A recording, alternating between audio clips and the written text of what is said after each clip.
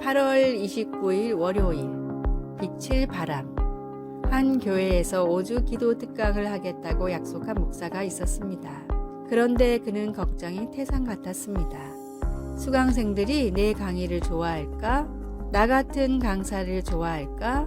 목사는 불안한 나머지 강의 계획이나 발표, 배포용 자료 등 지나칠 정도로 공을 들였습니다. 그러면서도 정작 특강 일주일을 앞두고도 주변에 적극적으로 홍보하지 않았습니다.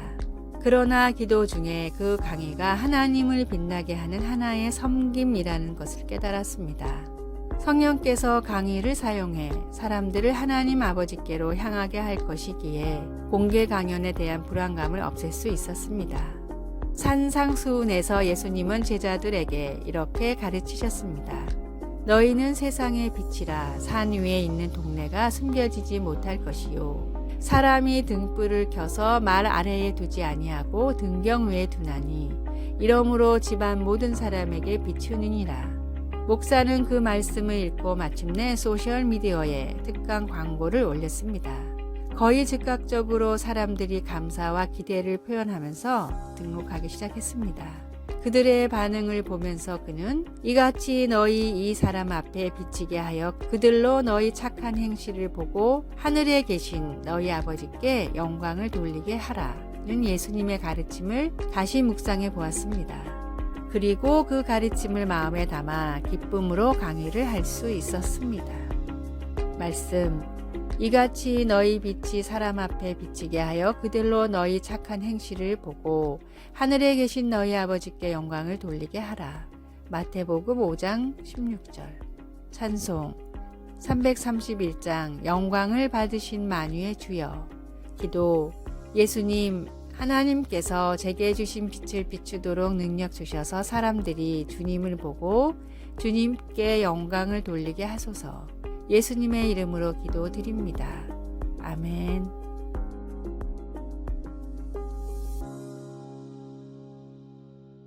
8월 30일 화요일 흙 속에 둔 머리. 서아프리카의 부족 마찌족은 내 머리를 땅속에 심습니다 라는 독특한 표현으로 감사를 표현합니다. 마찌족은 상대방에게 예의를 갖출 때 머리를 땅에 닿게 절을 합니다. 머리를 땅속에 심는다는 표현은 그보다 더 정중하고 겸손한 극한의 표현입니다. 감사를 그렇게까지 표현해야 하나 싶기도 하지만 사회학자들의 연구에 따르면 감사는 인간 사회가 존재하기 위해 반드시 필요한 요소라고 합니다. 서로를 믿고 돕는 관계 형성의 기본이 바로 감사이기 때문입니다. 감사를 느끼고 표현하기만 해도 사람은 저절로 기쁨과 보람을 느끼게 됩니다. 감사에는 이토록 놀라운 힘이 있음에도 대부분의 사람들은 부끄럽거나 감사의 힘을 믿지 못하겠다는 이유로 감사에 소극적입니다. 시카고 대학의 니콜라스 이플리 박사는 평소에 감사를 잘 표현하지 않는 사람들을 대상으로 감사 쪽지를 쓰게 했는데 하루 단 한 번의 감사의 표현만으로도 삶의 행복도가 매우 크게 높아졌습니다. 감사를 표현할 줄 아는 사람은 행복의 비밀을 아는 지혜로운 사람입니다. 감사를 통해 매일 하나님이 허락하신 행복의 문을 여십시오. 오늘의 말씀. 그 안에 뿌리를 박으며 세움을 입어 교훈을 받은 대로 믿음에 굳게 서서 감사함을 넘치게 하라. 골로새서 2장 7절. 오늘의 찬송 429장 세상 모든 풍파 너를 흔들어. 오늘의 만나. 크고 작은 감사를 느끼며 표현하는 지혜로운 사람이 되게 하소서. 오늘 주님과 이웃이 내게 베풀어준 감사한 일을 생각하고 표현합시다.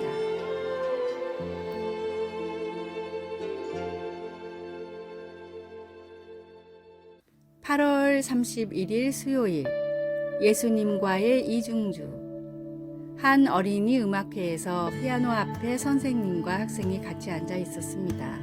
이중주를 시작하기 전 선생님은 몸을 기울여 마지막으로 몇 가지 주의를 속삭여 주었습니다.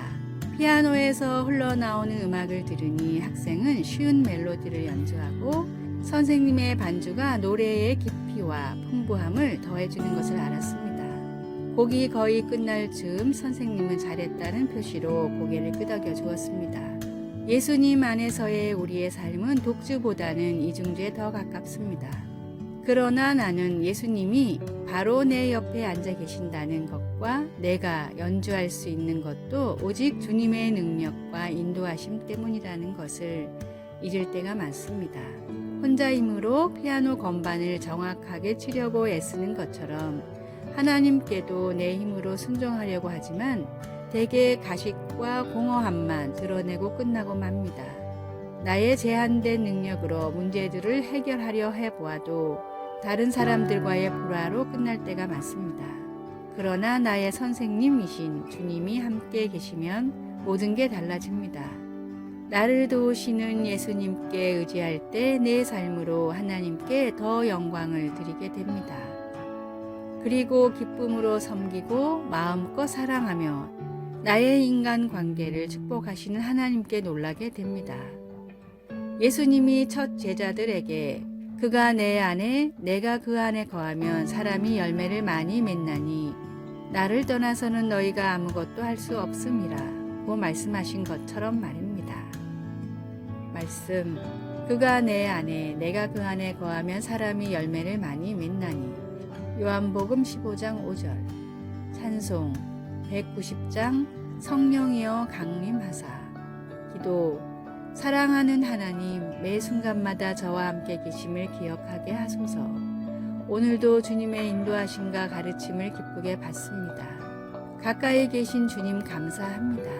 예수님의 이름으로 기도드립니다. 아멘.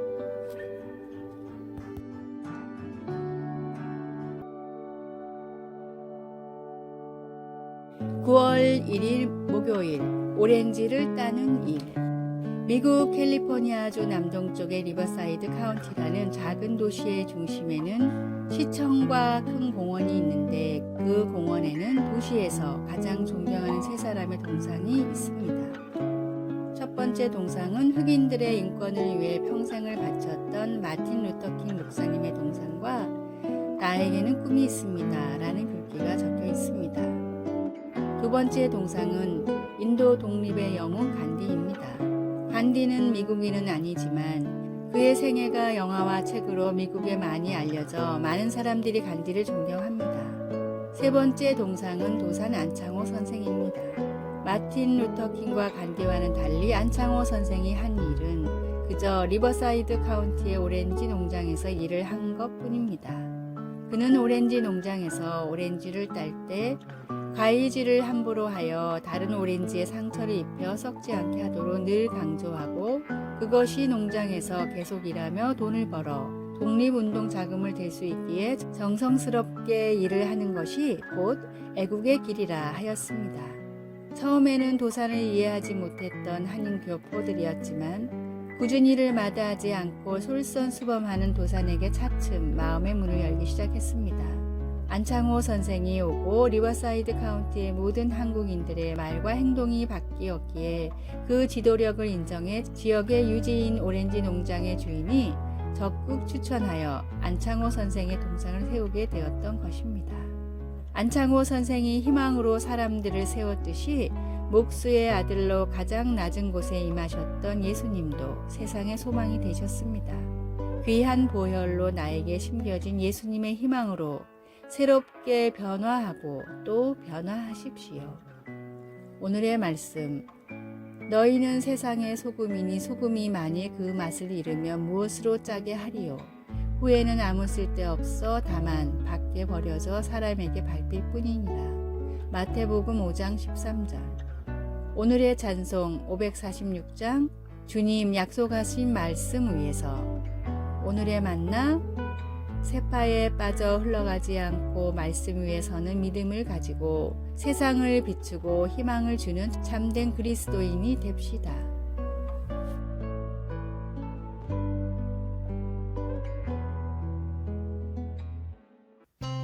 (9월 2일) 금요일. 하나님이 지어주신 이름. 살아가면서 별명을 얻어본 적이 있습니까? 학교 친구들이나 직장에서 동료들이 지어준 별명은 주로 황당했던 사건이나 재미있는 버릇 또는 좋아하는 취미를 가지고 만들게 됩니다. 그런데 별명은 성경에서도 볼 수 있습니다.